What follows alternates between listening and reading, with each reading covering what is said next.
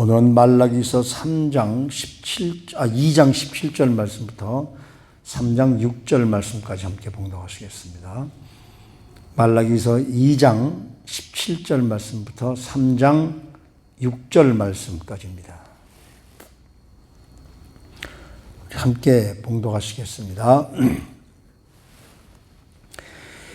너희 말로 여호와를 괴롭게 하고도 이르기를 우리가 어떻게 여호와를 괴롭게 드렸나이까 하는도다.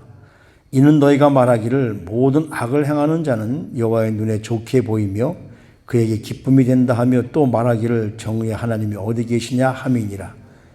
만군의 여호와가 이르노라.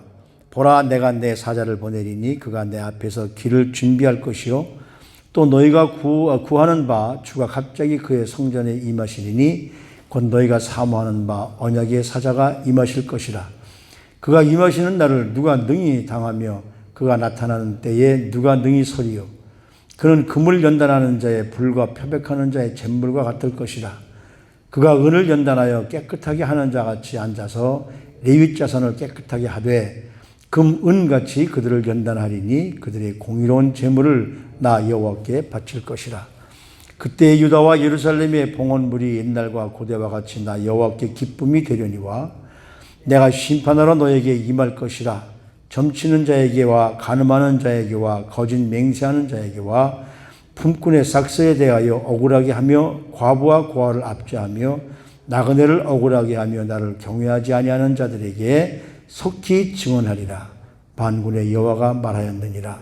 나 여호와는 변하지 아니하나니 그러므로 야곱의 자손들아 너희가 소멸되지 아니하느니라. 아멘.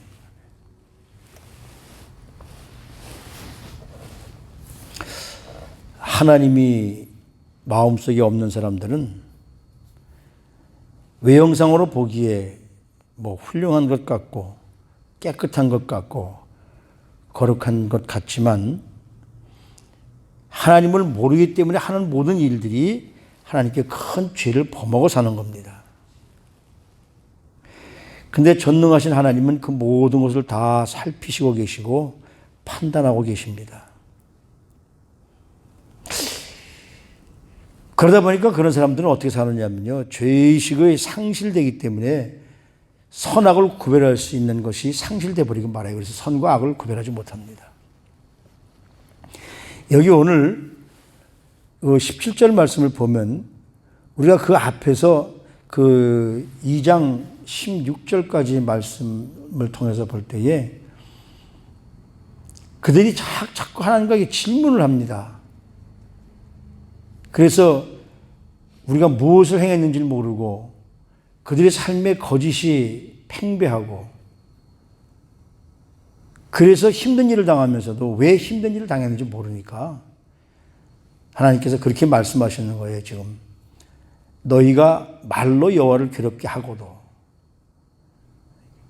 하나님을 쉽게 말하면 내게 이런 일이 이루어지지 않는다라고 어떤 때는 하나님도 하나님이 정말 계신가 할 정도로 그러면서 뭐라고 그러냐면 하나님을 모르고 살면서 죄를 짓고 살면서도 내가 언제 하나님 앞에 하나님을 괴롭게 드렸습니까? 라고 말한다는 거죠. 그러면서 뭐라고 말하냐면 이렇게 말을 해요. 너희가 말하기를 모든 악을 행하는 자는 여호와의 눈에 좋게 보이며 무슨 말씀이냐면 악을 즉각적으로 심판하지 아니하시는 하나님을 보고 하나님은 악도 기뻐하시나 보다. 우리가 그 욥의 그 고난을 보면은 하나님이 욥을 어렵게 하는 사탄을 내버려 두시는 것. 근데 그것은 하나님 내버려 두시는 것이 아니라 그걸 통해서 욥이 깨닫게 하기를 원하시는 것인데 여기 사람들이 그렇게 말합니다. 하나님은 악도 좋아하시나 봐, 기뻐하시나 봐. 이것이 뭐냐면 이스라엘 백성들이 하나님을 제대로 알지 못했다는 거죠. 하나님의 백성들인데 불구하고.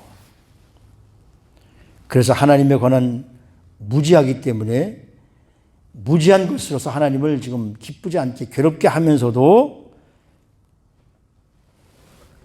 그들은 자기들이 무엇을 잘못했는지 어떤 것이 무적이고 죄인지도 깨닫지 못하고 산다는 겁니다. 근데 하나님은 어떤 하나님이실까요? 만군의 여호와가 이르노라 내가 내 사자를 보내리니 그가 내 앞에서 길을 준비할 것이요 또 너희가 구하는 바 주가 갑자기 그의 성전에서 임하시리니 곧 너희가 사모하는 바 언약의 사자가 임할 것이다. 그러니까 하나님의 자신이 이 땅에 오실 텐데 하나님의 자신이 오는 그 땅을 예비할 자가 오겠다는 거죠. 누가복음 1장에 보면 바로 주의 길을 예비할 자를 하나님 먼저 보내시죠. 바로 누구냐면 사도 요한을 얘기하는 겁니다. 그러면서 이제 그분이 임하시게 되면 누가 능히 당하며 그 나타날 때 누가 능히 서리요 그는 금을 연단하는 자의 불과 표백하는 자의 잿물과 같을 것이다. 다시 말하면은 하나님은 사랑의 하나님이신데 심지어 그들이 뭐라고 생각합니까? 하나님이 악을 행하는 자도 기뻐하신다라고 생각을 했습니다. 그러니까 결과적으로 그들이 말하는 건 뭐냐면 정의 하나님이 어디 계십니까? 라고 반문하면서 하나님의 공의를 공공연하게 의심하는 것이죠. 악한 사람들을 즉각 심판해야 되는데 심판하지 않으시니까 이런 생각들을 갖게 되는데 하나님은 공의로우신 분이심과 동시에 하나님은 사랑이 많으신 분이십니다. 그래서 그 죄를 지은 사람들까지도 하나님은 돌아오기를 원하시고 회개하기를 원하시고 하나님의 은혜 받기를 원하시죠. 그러니까 하나님이 만약에 공의 하나님이셨다고만 생각할 것 같으면 우리는 아무도 하나님 앞에 은혜를 받을 자가 없죠. 하나님은 공의 하나님인 동시에 사랑의 하나님이시니까 우리가 죄를 지어도 하나님은 돌아오기를 기다리시고 끝까지 기다리시는 분이시라는 사실이죠. 그래도 안 될 때 하나님은 그때 가서 손을 보면서 우리에게 뭐라고 말씀하십니까? 원수 갚는 것은 내게 맡기라고 말씀하시잖아요. 그러니까 결과적으로 이 이스라엘 백성들이 이런 일을 당하게 되고 이런 생각을 갖게 되는 것이 뭐냐면 하나님을 아는 바른 지식이 없었기 때문에 그래요. 우리가 하나님을 올바로 깨닫고 하나님을 올바로 알아야 우리가 하나님을 기쁘시게 할 수 있고 하나님께서 주시는 복을 누릴 수가 있다는 말씀이죠. 하나님은 우리를 악한 사람들이나 마찬가지로 누구를 심판하시고 그들에게 그렇게 하시기보다는 그들이 돌아오기를 더 많이 기다리시는 분이 바로 하나님이시라는 사실이죠. 그런데 하나님은 바로 공의 심판을 위해서 언약의 사자를 보내십니다. 그 언약의 사자는 누구냐면 바로 이제 마지막 때에 메시아를 이 땅에 보내시는데 이 당시에 말라기 선지자를 봐서는 이제 마지막 때지 말라기가 지나니까.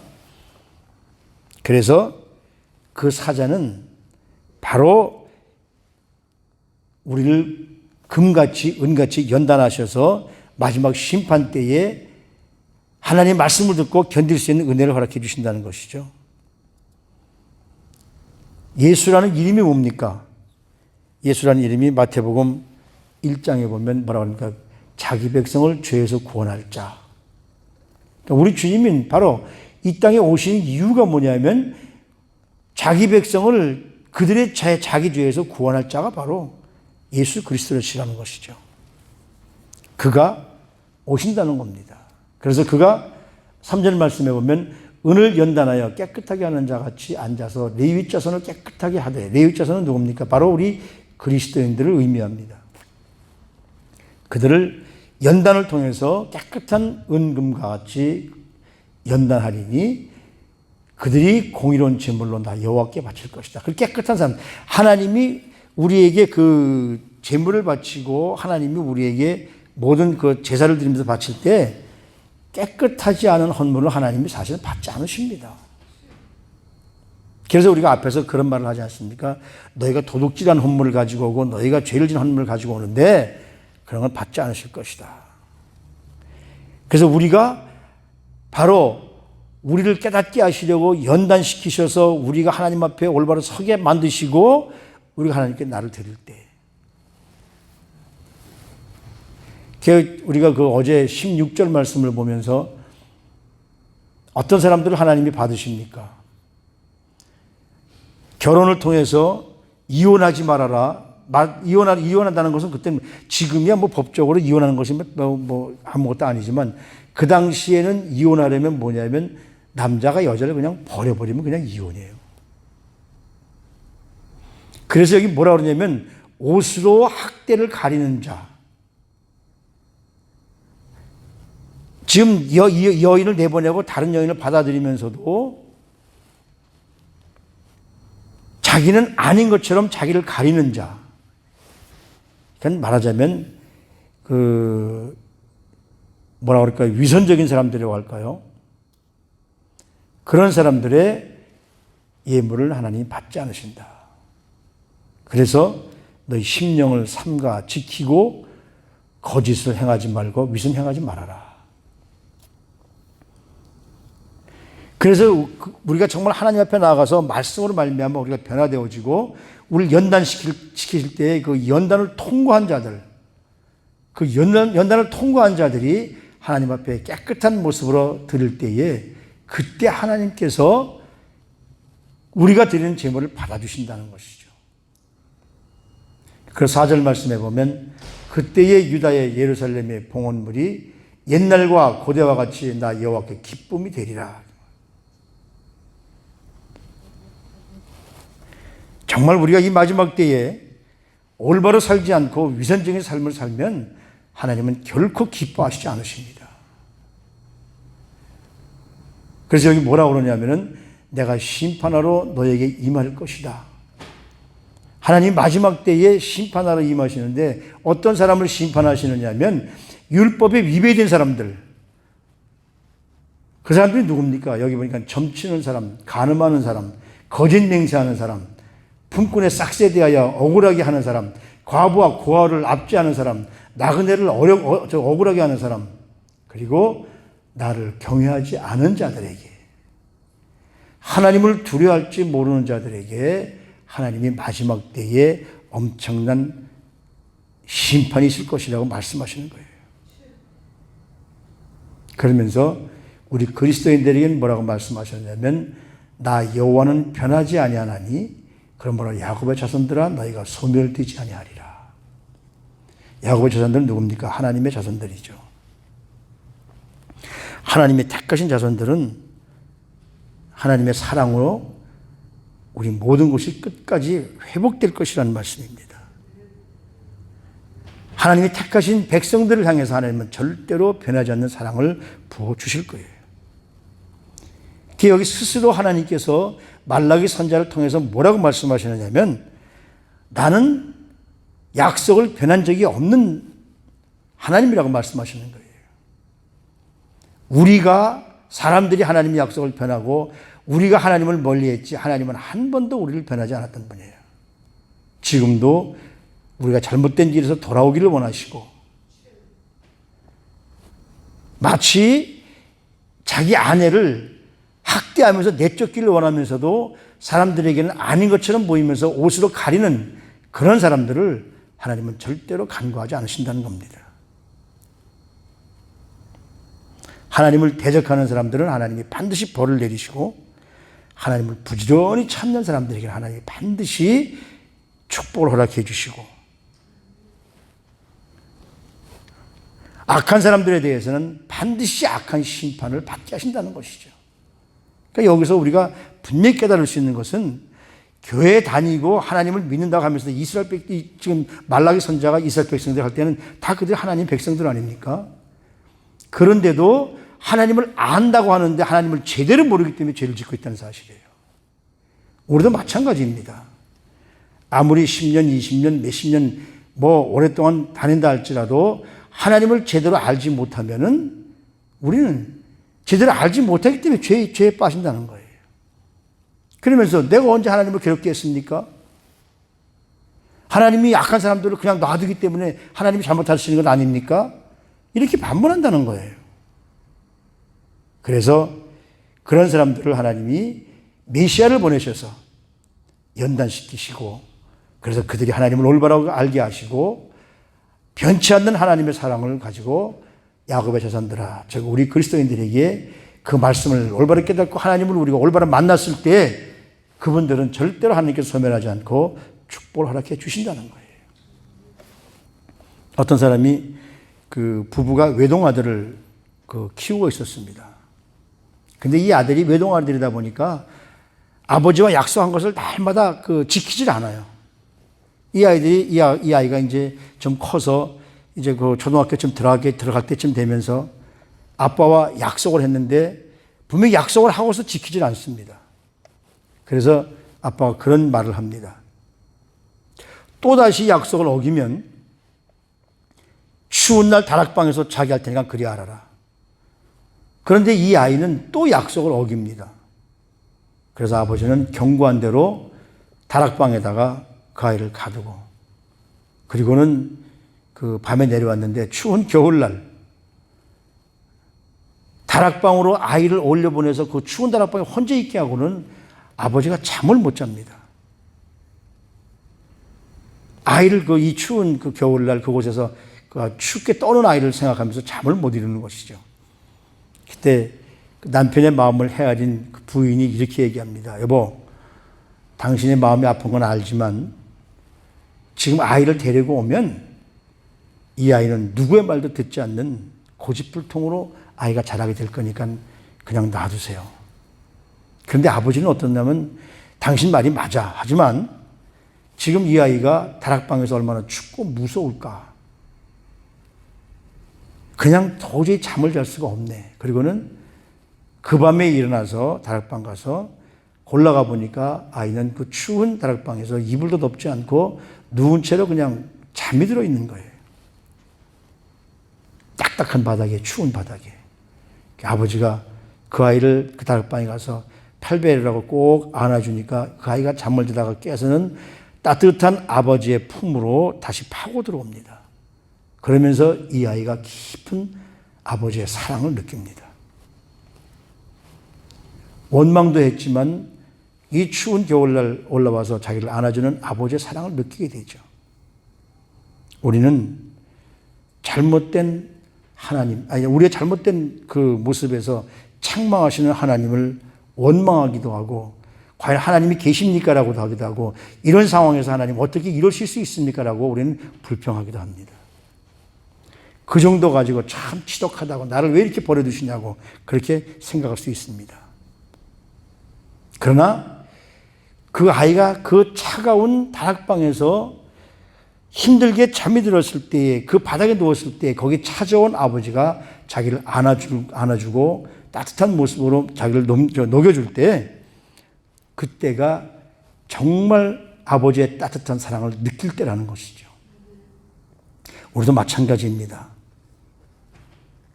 지금 어렵고 힘들 때 우리가 그것을 헤쳐나갈 수 있도록 만들어 놓으시고 뒤에서 우리를 안아주시고 우리를 따뜻한 사랑의 손길로 감싸주시는 분이 바로 하나님이십니다. 이것이 진정한 사랑이죠. 무조건 잘했다고 오냐오냐 하는 사랑보다 엄하게 책망하면서 깨닫게 하시는 사랑이 진정한 사랑입니다. 오늘도 우리 앞에 놓여 있는 모든 문제들이 순탄하게 이어가지 않으면서 우리는 엎드려서 기도하게 됩니다. 그러면서 하나님의 사랑을 발견하게 됩니다. 그 발견하시는 사랑에 우리는 더 감사하게 하시고, 그러면서 여기 6절 말씀에 보면 뭐라고 하냐면 나 여호와는 변하지 아니하나니 그러므로 야곱의 자손들아 너희가 소멸되지 아니하리라.